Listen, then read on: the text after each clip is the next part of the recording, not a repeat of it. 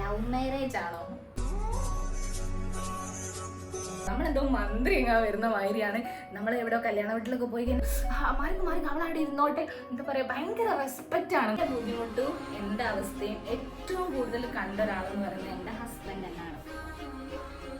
എന്തായാലും പ്രഗ്നന്റ് ആയ സമയത്ത് നമുക്ക് ചില ബുദ്ധിമുട്ടുകളൊക്കെ എന്തായാലും ഉണ്ടാവും. അതിൽ മെയിൻ ഉറക്കം, നമ്മുടെ മനസ്സാണ്. എനിക്കതാ പറയാനുള്ളത്.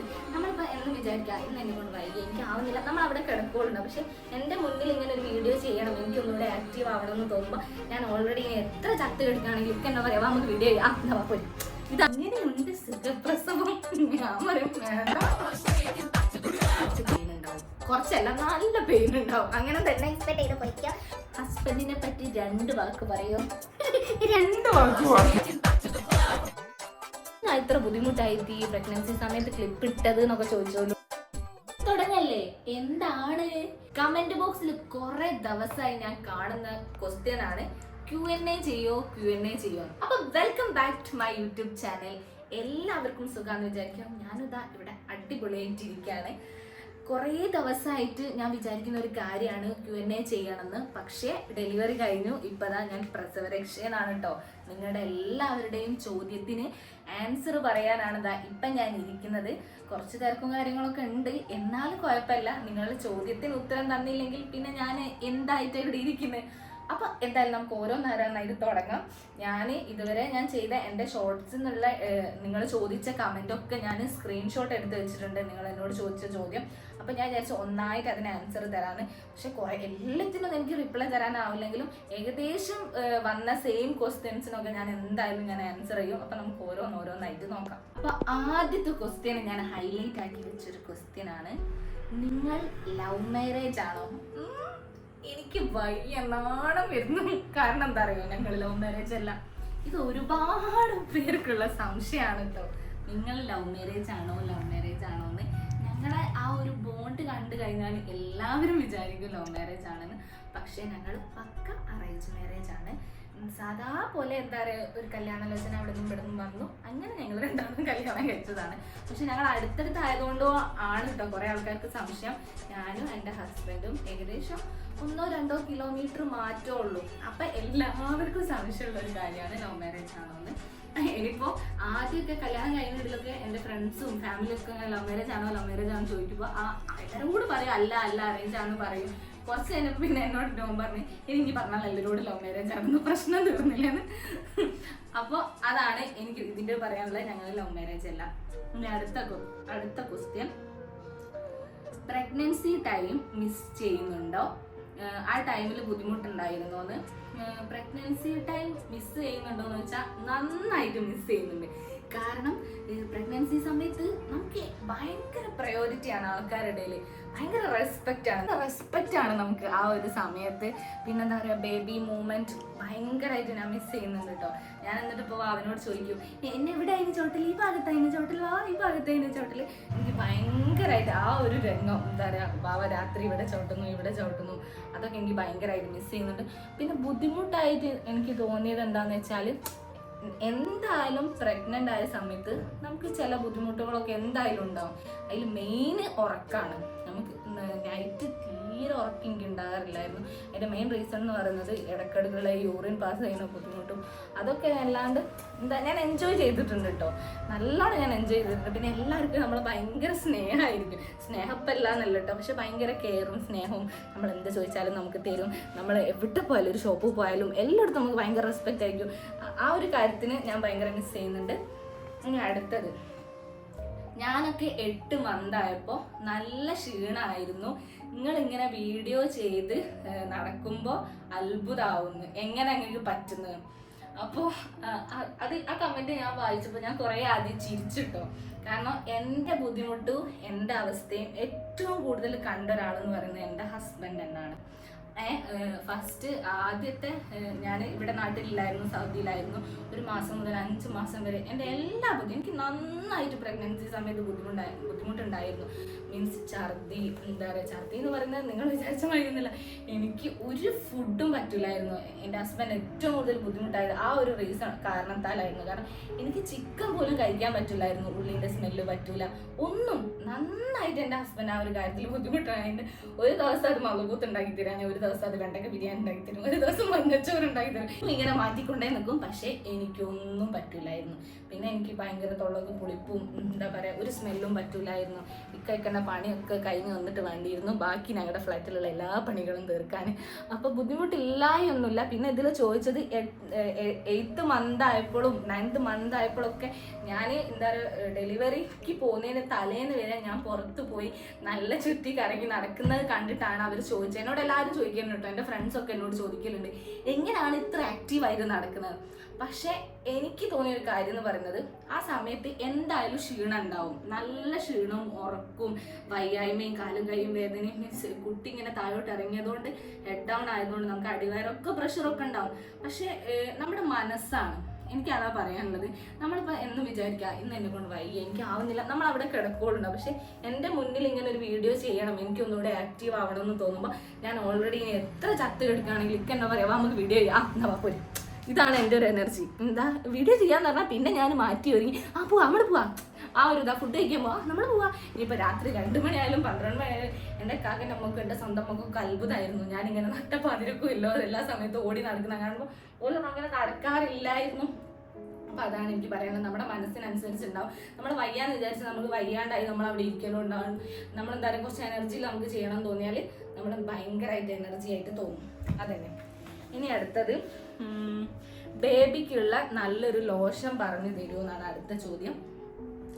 ഞാനിപ്പോൾ എൻ്റെ ബേബിക്ക് യൂസ് ചെയ്യുന്നത് സെബാമെഡ് ആണ്. അത്യാവശ്യം കുറേ ലോഷൻസ് ഉണ്ട്, പക്ഷേ എനിക്ക് നല്ലൊരു പ്രൊഡക്റ്റ് ആയിട്ട് തോന്നിയത് സെബാമെഡ് ആണ്. പിന്നെ ഹിമാലയ, അങ്ങനത്തെ കുറേ പ്രൊഡക്റ്റുകളുണ്ട്.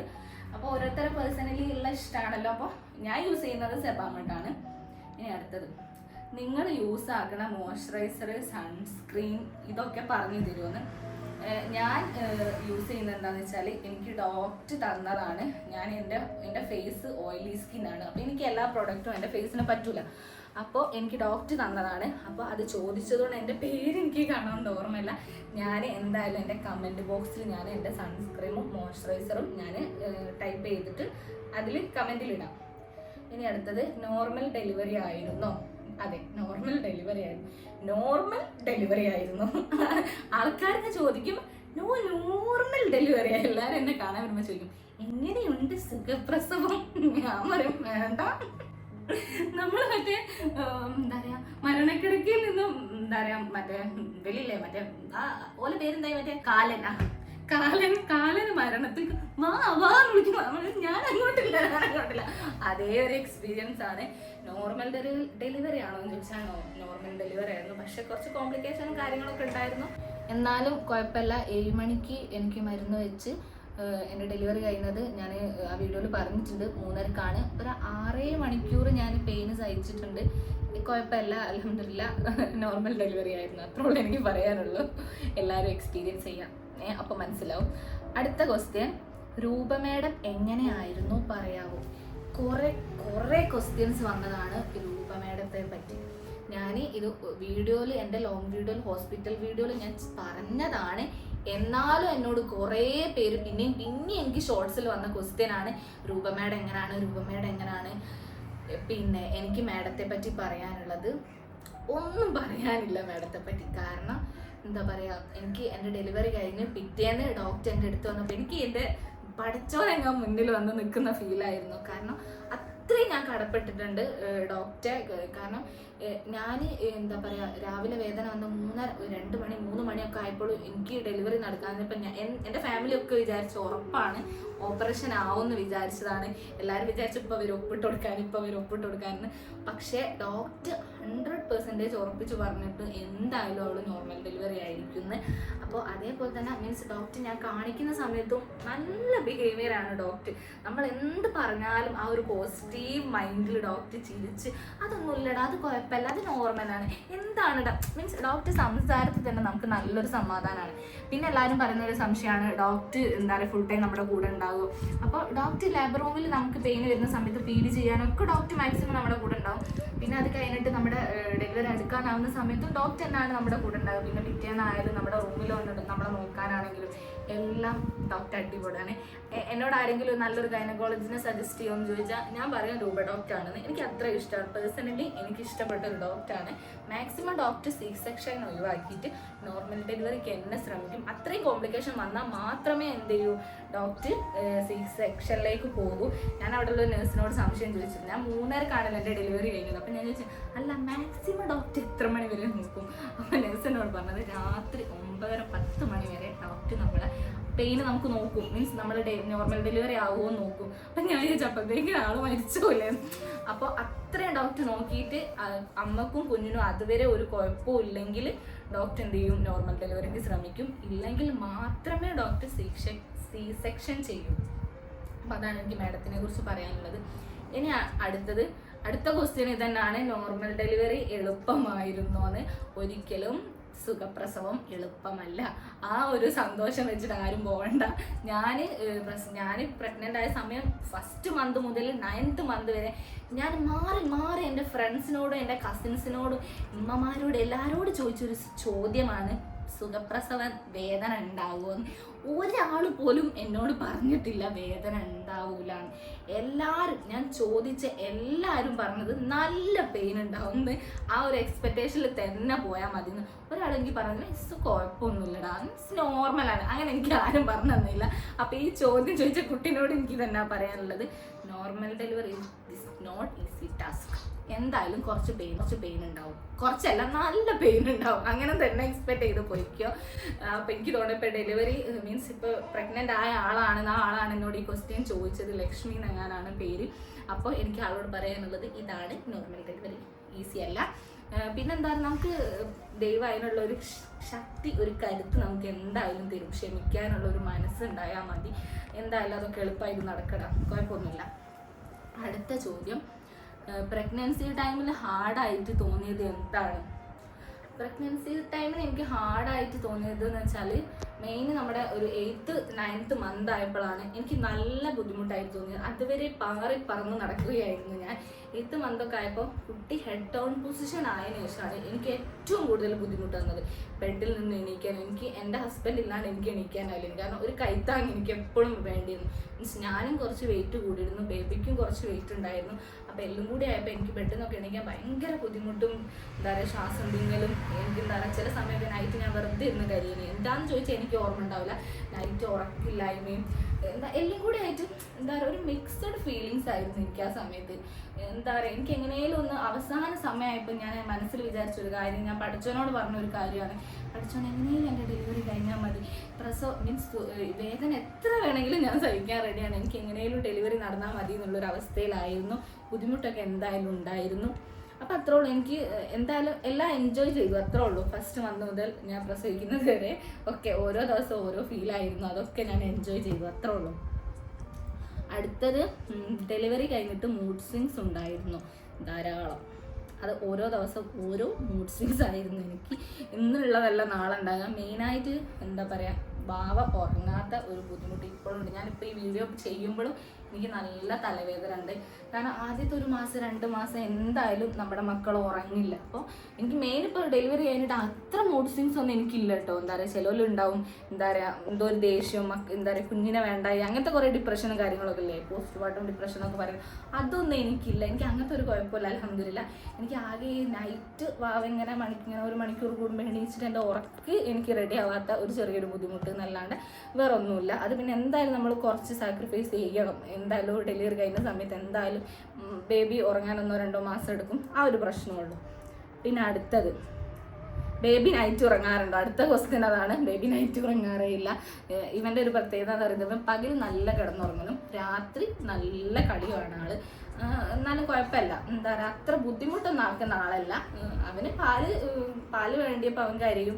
പിന്നെ എന്താ പറയുക യൂറിൻ പാസ് ചെയ്താലോ അങ്ങനത്തെ ഒക്കെ. അല്ലാണ്ട് എന്താ പറയുക അവന് തീരെ നനയുന്ന ഇഷ്ടമല്ല. നനഞ്ഞു കഴിഞ്ഞാലാണ് ആൾ കരയുക, അല്ലാണ്ട് വലിയൊരു കച്ചറ ഇല്ല. ഇനി അടുത്തത്, ഫാമിലിയിൽ ആരൊക്കെ ഉണ്ട്? ഫാമിലിയിൽ എൻ്റെ ഫാമിലിയിലാണെങ്കിൽ ഞങ്ങൾ 6 ആൾക്കാരാണ്. എനിക്കൊരു അനിയത്തി ഉണ്ട്, ഒരു ഇക്കാക്ക ഉണ്ട്, ഒരു ഇത്താത്ത ഉണ്ട്, പിന്നെ ഉമ്മയും ഉപ്പയും. ഹസ്ബൻഡിൻ്റെ ഫാമിലിയിലാണെങ്കിൽ ഹസ്ബൻഡ്, ഉമ്മ, ഉപ്പ, പിന്നെ 2 അനിയന്മാരാണുള്ളത്. പിന്നെ അടുത്തത്, ഹസ്ബൻഡിനെ പറ്റി 2 വാക്ക് പറയൂ. 2 വാക്ക് പറയുമെന്നാണ് ചോദിച്ചത്.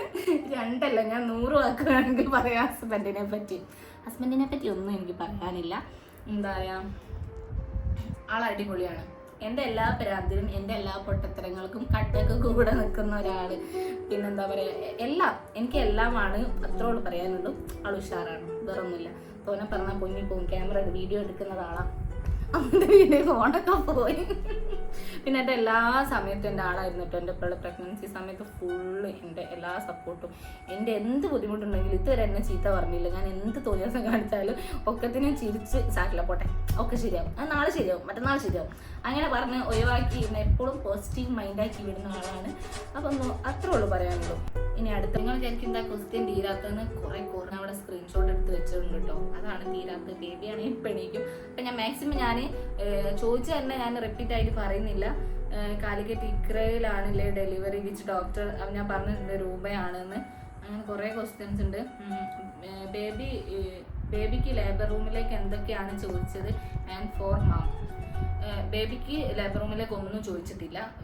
ബേബിക്ക് ചോദിച്ചിട്ടുണ്ട് ഒരു പാരച്ചൂട്ടിൻ്റെ വെളിച്ചെണ്ണയും പിന്നെ ഒരു തുണിയും. ആ തുണി എന്തിനാന്ന് വെച്ചാൽ ടർക്കിക്ക് പകരം അവിടെ തുണിയാണ് ചോദിക്കുക, വൈറ്റ് ഡബിൾ തുണിയാണ് അവർ ചോദിക്കുക. ബേബിനെ പൊതിയാനാണ്. അമ്മയ്ക്ക് വേണ്ടിയിട്ട് പ്രത്യേകിച്ച് അവരൊന്നും ചോദിച്ചില്ല. ഒക്കെ മീൻസ് ഡെലിവറിൻ്റെ സമയത്തുള്ള യൂണിഫോം, പിന്നെ സാനിറ്ററി പാഡ്, ഇതൊക്കെ അവരെടുത്തതാണ്. ഇപ്പോൾ ബേബിക്കുള്ളതാണെങ്കിലും സ്നാഗി ആയാലും അവരെടുത്തതാണ്. അത്ര ഒന്നും. ഞാൻ ഇക്ര ഹോസ്പിറ്റലിലായിരുന്നു മലാപ്പറമ്പ്. അവിടെ വലുതായിട്ടൊന്നും ഒരു ലാബ് റൂമിലേക്ക് ചോദിച്ചില്ല. പിന്നെ ഓരോ ഹോസ്പിറ്റലിനെ ഡിപ്പെൻഡ് ചെയ്തിട്ടാണ് കേട്ടോ. ഞാനിപ്പോൾ പോയ ഹോസ്പിറ്റലിലായിരിക്കില്ല, വേറെ ഹോസ്പിറ്റലിൽ അവർ ലാബ് റൂമിലേക്ക് ചോദിക്കുക. അതൊക്കെ ഓരോ ഡിപ്പെൻഡേഷനാണ്. അടുത്തത്, ഇവിടുത്തെ ഡീറ്റെയിൽസ് ഒന്ന് പറയാവോ? റേറ്റ് എത്ര? മീൻസ് പ്രസവരക്ഷയത്തതാണ് ചോദിച്ചത്. പ്രസവരക്ഷയിലത്തെ ഡീറ്റെയിൽസ് ഞാൻ ഡീറ്റെയിൽ ആയിട്ട് ഒരു ലോങ് വീഡിയോ ചെയ്യുന്നുണ്ട്. പിന്നെ അവിടുത്തെ നമ്പർ നിങ്ങൾക്ക് പെട്ടെന്ന് വേണമെന്നുണ്ടെങ്കിൽ ഞാൻ കമൻറ്റ് ബോക്സിൽ ഞാൻ ഇടട്ടോ എന്തായാലും. അടുത്ത ക്വസ്റ്റ്യൻ, ഹായ് ഇത്ത, ഞാനും പ്രഗ്നൻ്റ് ആണ്. ഇത്താക്ക് ഏത് സൈഡിൽ നിന്നായിരുന്നു ബേബി മൂവ്മെൻറ്റ് കൂടുതൽ കിട്ടുന്നത്? അപ്പം എനിക്ക് ബേബി മൂവ്മെൻറ്റ് ഏറ്റവും കൂടുതൽ എൻ്റെ ലെഫ്റ്റ് സൈഡിൽ നിന്നായിരുന്നു. ഈ ഒരു സൈഡിൽ നിന്നായിരുന്നു കൂടുതൽ. പിന്നെ എല്ലാ ഭാഗത്തുനിന്നും കൂടുതൽ ലെഫ്റ്റ് സൈഡിൽ നിന്നായിരുന്നു. പിന്നെ അങ്ങനെയൊന്നും ഇല്ലായിരുന്നു. നൈറ്റ് ഞാൻ കിടന്നുറങ്ങുമ്പോഴൊക്കെ പല ഭാഗത്തു നിന്നായിരുന്നു. മറ്റേ എൻ്റെ വാരിലിന് വരെ ചവിട്ടിട്ടൊന്നും അറിയില്ല, അവിടെ നിന്ന് വരെ എല്ലാ സൈഡിൽ നിന്നും, റൈറ്റിൽ നിന്നും ലെഫ്റ്റിൽ നിന്നും താഴത്തു നിന്നൊക്കെ ഉണ്ടായിരുന്നു. കൂടുതൽ എനിക്ക് മൂവ്മെൻറ്റ് എനിക്ക് കിട്ടിയത് ലെഫ്റ്റ് സൈഡിൽ നിന്നാണ്. പിന്നെ അടുത്ത ക്വസ്റ്റ്യൻ, ഞാൻ ഇക്ര ഹോസ്പിറ്റലിലാണ് കാണിക്കുന്നത്. ഡോക്ടർ റൂബ. ഫെബ്രുവരി 19 ഡേറ്റ്. അതാ നിങ്ങളെ വീഡിയോക്ക് ചോദിക്കുന്നത്. പിന്നെ എനിക്ക് തോന്നുന്നത് ഡോക്ടറെ കുറിച്ചാണെന്ന് തോന്നുന്നു. ഹോസ്പിറ്റൽ എങ്ങനെയാണെന്നാണ്. ഹോസ്പിറ്റലും കുഴപ്പമില്ല, ഡോക്ടറും കുഴപ്പമില്ല. ഞാൻ ഫസ്റ്റ് പറഞ്ഞിട്ടുണ്ട്, ഡോക്ടർ കുഴപ്പമൊന്നുമില്ല, ഉഷാറാണ്. പിന്നെ ഞാൻ ഡെലിവറി നടക്കുന്ന സമയത്ത് എനിക്ക് എത്ര വീക്കായിരുന്നു എന്ന് ചോദിച്ചിട്ടുണ്ട്. ഞാൻ ഡെലിവറി നടക്കുമ്പോൾ എനിക്ക് 39 വീക്ക് കഴിഞ്ഞ് 40ാമത്തെ വീക്ക് എനിക്ക് സ്റ്റാർട്ടിങ്ങിലായിരുന്നു എൻ്റെ ഡെലിവറി നടന്നത്. പിന്നെ ഡെലിവറി നടന്ന ഡേറ്റ് ചോദിക്കുന്നുണ്ട്. ഫെബ്രുവരി 6 ഫെബ്രുവരി 6 ഞാൻ 4-ാം തീയതി പോയിട്ടുണ്ട് കേട്ടോ. വേദന വന്നിട്ട് 6-ാം തീയതിയാണ് പ്രസവിക്കുന്നത്. പിന്നെ 10-ാം തീയതി 8-ാം തീയതി ഡിസ്ചാർജ് ആയിരിക്കുന്നില്ലേ. 2 ദിവസമുള്ളൂ കേട്ടോ ഡെലിവറി കഴിഞ്ഞപ്പോൾ. പിന്നെ പെട്ടെന്ന് കഴിഞ്ഞു. നോർമൽ ഡെലിവറി ആയതുകൊണ്ട് ഞാൻ പെട്ടെന്ന് പോന്നിട്ടുണ്ട്. പിന്നെ ഈ പ്രസവരക്ഷയുടെ നമ്പർ ഉണ്ടോയെന്ന് കുറേ പേര് ചോദിച്ചിട്ടുണ്ട് കേട്ടോ. നമ്പർ ഞാൻ അടിയിൽ എന്തായാലും കമൻറ്റ് പറയും. കുറേ പേര് ചോദിച്ച അടുത്ത ക്വസ്റ്റ്യനാണ്, ഹോസ്പിറ്റൽ ബില്ല്, നിങ്ങൾക്ക് റൂം കിട്ടിയിരുന്നോ, പിന്നെ വാർഡായിരുന്നോ, അങ്ങനത്തെ കുറേ ക്വസ്റ്റ്യൻസ് ഉണ്ട്. ബില്ലൊക്കെ എങ്ങനെയായിരുന്നു അത് അതിനൊന്നും ഞാൻ റിപ്ലൈ കൊടുത്തിട്ടില്ല. കാരണം ഓരോരുത്തർക്ക് ഓരോ ബില്ലാണ്. നമ്മളെ കോംപ്ലിക്കേഷൻ അനുസരിച്ച് സെക്ഷൻ ആണെങ്കിൽ വേറെ, നോർമൽ ഡെലിവറിയിൽ തന്നെ ബേബിക്കോ അമ്മയ്ക്കോ എന്തെങ്കിലും പ്രശ്നമൊക്കെ ഉണ്ടെങ്കിൽ അങ്ങനത്തെ മരുന്നും കാര്യമൊക്കെ മീൻസ് പെട്ടെന്ന് ഇപ്പോൾ നോർമൽ ഡെലിവറിനാണ് രാവിലെ മരുന്ന് വെച്ച് പെട്ടെന്ന് പ്രസവിക്കുന്നവർക്കാണെങ്കിൽ അത്ര ആവശ്യം വരില്ല. അല്ലെങ്കിൽ ഗ്ലൂക്കോസും മരുന്നായിട്ടുള്ള ഒക്കെ ഡിഫറെൻ്റ് ആണ്. ഒരാൾക്ക് വന്നതല്ല അടുത്ത ആൾക്ക് വരിക. അതുകൊണ്ടാണ് അതിന് ഞാൻ റിപ്ലൈ ചെയ്യാൻ. പിന്നെ റൂമിൻ്റെ കാര്യം, റൂം ഇക്ര ഹോസ്പിറ്റലിൽ കിട്ടാൻ കുറച്ച് പണിയാണ്. അല്ലെങ്കിൽ നമ്മളൊരു 2-3 മാസം മുമ്പ് ബുക്ക് ചെയ്യണം. എന്താ പറയുക, ചിലർക്ക് റൂം മീൻസ് നമ്മൾ പറഞ്ഞ ഡേറ്റിന് ചിലപ്പോൾ നമുക്ക് റൂം കിട്ടിയെന്ന് വരില്ല. പിന്നെന്താ, പാർട്ടീഷൻ ചെയ്ത റൂമുണ്ട്, മീൻസ് ഒരു റൂം 2 റൂമുണ്ട്, പിന്നെ വാർഡുണ്ട്, എല്ലാം ഉണ്ട്. നമ്മുടെ ആ ഒരു സമയത്തുള്ള സാഹചര്യത്തിനനുസരിച്ച് നമുക്ക് ഏതും കിട്ടാം. അതാണ്. പിന്നെ എന്താ പറയുക, ഇഗ്ര ഹോസ്പിറ്റലിൽ പൊതുവെ അഫോർഡബിൾ ആണ്. മീൻസ് മറ്റുള്ള ഹോസ്പിറ്റലിന് എല്ലാ ഹോസ്പിറ്റലിനും അല്ല കേട്ടോ, ചില ഹോസ്പിറ്റലൊക്കെ എന്താ പറയുക ഹൈ ഇതാണ്. പക്ഷെ നമ്മുടെ അത്യാവശ്യം സാധാരണക്കാർക്ക് പറ്റിയ ഒരു ഹോസ്പിറ്റലാണ് ഇഗ്ര ഹോസ്പിറ്റൽ. വലിയ റേറ്റും കാര്യമൊന്നുമില്ല. പിന്നെ കുറേ ആൾക്കാർ ചോദിച്ചിരുന്നത് നിങ്ങളെവിടെയാണ് സ്ഥലം എന്ന്. ഞങ്ങൾ കോഴിക്കോട് കൊടുവള്ളിയിലാണ്. കൊടുവള്ളി പിന്നെ അറിയാത്തവരും ഉണ്ടാവില്ലല്ലോ. അപ്പോൾ ഞങ്ങൾ കൊടുവള്ളിയിലാണ്. വേറെ എന്തോ ഒരു ക്വസ്റ്റ്യൻ ആൾക്കാർ ചോദിക്കലുണ്ടായിരുന്നു. എന്തായാലും ക്ലിപ്പ് ഇട്ടിക്കണല്ലോ, ക്ലിപ്പ് ഇട്ട് ഞാൻ ലേബർ റൂം പോണേരം എന്തെങ്കിലും ഇഷ്യൂ ഉണ്ടോ? അത് കുറേ കുറഞ്ഞ ക്വസ്റ്റ്യൻ ഇടാ. എനിക്ക് എൻ്റെ മൈൻഡിൽ മറന്നു പോയതാണ്. സ്ക്രീൻഷോട്ട് എടുക്കാനും മറന്നു പോയിട്ടുണ്ട്.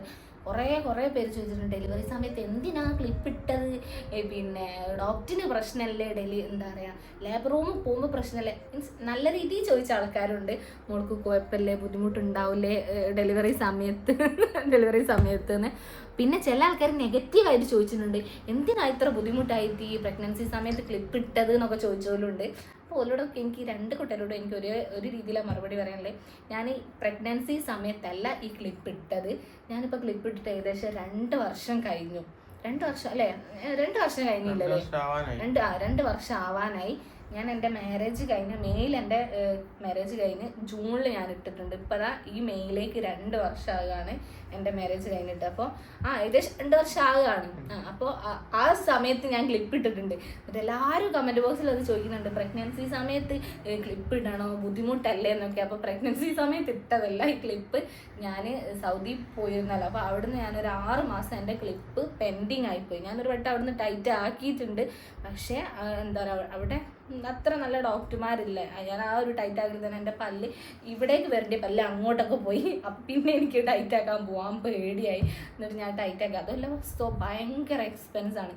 ഞാൻ 2 വർഷം കൊണ്ട് ഇടുന്ന ക്ലിപ്പ് അവിടെ ഞാൻ ഒറ്റ വട്ടം കാണിക്കാൻ പോയത് ആ 2 വർഷം കൊണ്ട് ഇടുന്ന പൈസക്കാണ് കേട്ടോ. അപ്പം അത്രയും അവിടെ എക്സ്പെൻസും ആണ്. എന്നാലും നല്ല ഡോക്ടർമാരും ഇല്ല. നല്ല ഡോക്ടർമാരുണ്ടെങ്കിൽ പിന്നെ കുഴപ്പമില്ല, നമുക്ക് അവിടെ തന്നെ കണ്ടിന്യൂ ചെയ്യാമായിരുന്നു.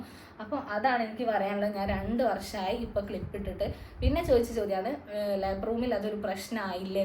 പിന്നെ മീൻസ് എൻ്റെ അമ്മായും എൻ്റെ കാക്കൻ്റെ അമ്മ എൻ്റെ കൂടെ ഉണ്ടായിരുന്നു കേട്ടോ ലേബർ റൂമിൽ. അപ്പം ഞാൻ വേദന സഹിക്കുന്ന സമയത്ത് കാക്കൻ്റെ അമ്മ ഇങ്ങനെ പറയുന്നുണ്ട്, നീ പല്ലുമ്മൽ ബലം കൊടുക്കല്ലേ. പക്ഷെ ഞാൻ നന്നായിട്ട് പല്ലുമ്മ ബലം കൊടുത്തു. ഞാൻ ഇങ്ങനെ വരെ ആക്കിയത്. പക്ഷെ എനിക്ക് ഉറപ്പായിരുന്നു എൻ്റെ ക്ലിപ്പ് പൊട്ടില്ലെന്ന്. കാരണം എൻ്റെ പല്ല് ഏകദേശം ഫുൾ എന്താ പറയുക റെഡി ആയിട്ടുണ്ട്. ഇതിപ്പോൾ ലൂസിലാണ് ഈ ക്ലിപ്പ് നിൽക്കുന്നത്. എനിക്കിവിടെ ചെറിയൊരു സ്പേസ് കൂടി അടയാനുണ്ടായതുകൊണ്ട് ഡോക്ടർ പറഞ്ഞതാണ് കുറച്ചുകൂടി ഇട്ടിട്ട് നമുക്ക് ഊരാന്ന്. അതുകൊണ്ട് എനിക്ക് ഈ ക്ലിപ്പ് കാരണം ഒരു ബുദ്ധിമുട്ടും വന്നിട്ടില്ല. കംഫർട്ടബിൾ ആണ്. എനിക്കിപ്പോഴും സംസാരിക്കുമ്പോഴായാലും എന്താ പറയുക, ഫ്രണ്ടിൻ്റെ പല്ലുകൊണ്ട് ഇങ്ങനെ ഡയറക്റ്റ് ഇങ്ങനെ കടിക്കാനൊരു ബുദ്ധിമുട്ടുണ്ടെന്നല്ലാണ്ട് ഈ ക്ലിപ്പ് കൊണ്ട് എനിക്ക് ഡെലിവറി സമയത്ത് ഒരു ബുദ്ധിമുട്ടും വന്നിട്ടില്ല. പിന്നെ ഞാൻ ഡോക്ടർ സജഷനും ചോദിച്ചിരുന്നു, എൻ്റെ ഡെന്റൽ ഡോക്ടർ സജഷൻ ഞാൻ ചോദിച്ചിരുന്നു ഇട്ടാൽ എന്തെങ്കിലും കുഴപ്പമുണ്ടാകുമെന്ന്. ഇപ്പോൾ ഡോക്ടർ പറഞ്ഞു ക്ലിപ്പ് കൊണ്ട് എനിക്കൊരു ബുദ്ധിമുട്ടും വരില്ല. പിന്നെ ഇനിയിപ്പോൾ എന്നെ കാണിക്കുന്ന എൻ്റെ ഗൈനക്കോളജി ആയ രൂപ മാഡത്തിനോട് ഞാൻ ചോദിച്ചു, മാഡത്തിന് ഈ ക്ലിപ്പ് ഞാൻ ഇട്ടുകൊണ്ട് എന്തെങ്കിലും ബുദ്ധിമുട്ട് വരുമോ ഡെലിവറി സമയത്ത്. അപ്പോൾ മാഡം പറഞ്ഞു ഒരു കുഴപ്പമില്ല. അതുകൊണ്ട് എനിക്ക് വലിയ പ്രശ്നങ്ങളൊന്നും വന്നിട്ടില്ല. കുറേ ആൾക്കാർ പറഞ്ഞു മോളെ എന്തിനാ അത്ര കഷ്ടപ്പെട്ട് ക്ലിപ്പ് ഇടുന്നത്, ഡെലിവറി സമയത്ത് ബുദ്ധിമുട്ടില്ല. അപ്പോൾ അതാണ് എനിക്ക് പറയാം, എനിക്കിതുകൊണ്ട് ഒരു ബുദ്ധിമുട്ടും വന്നിട്ടില്ല. പിന്നെ എന്താ എനിക്ക് പറയാനുള്ളതെന്ന് വെച്ചാൽ കുറേ ക്വസ്റ്റ്യൻസ് ഉണ്ട് കേട്ടോ. അടിയിൽ ഷോർട്സിലേക്ക് കുറേ എനിക്ക് എന്താ പറയുക സ്ക്രീൻഷോട്ട് എടുക്കാൻ ടൈമില്ലാത്തതുകൊണ്ടാണ്. എന്താ പറയുക, ഇപ്പം ഞാൻ പറഞ്ഞില്ല, ഞാൻ ഇപ്പോൾ പ്രസവരക്ഷയിലാണല്ലോ. ബേബിനെ ഉറക്കിയ സമയത്താണ് ഞാൻ എന്താ പറയുക കുറേ ക്വസ്റ്റ്യൻസ് റിപ്പീറ്റ് ആയിട്ട് വന്നപ്പോൾ ഞാൻ അതിനൊക്കെ റിപ്ലൈ കൊടുത്തിട്ടും പിന്നെ ആ ക്വസ്റ്റ്യൻസ് തന്നെ വന്നപ്പോൾ ഞാൻ വിചാരിച്ചു ഒരു Q&A ആയിട്ട് ചെയ്ത് കഴിഞ്ഞാൽ നിങ്ങൾക്ക് എല്ലാവർക്കുള്ള മറുപടി ആയല്ലോ. അപ്പോൾ അതുകൊണ്ടാണ് ഞാൻ ഇങ്ങനെ ഒരു വീഡിയോ ചെയ്തത്.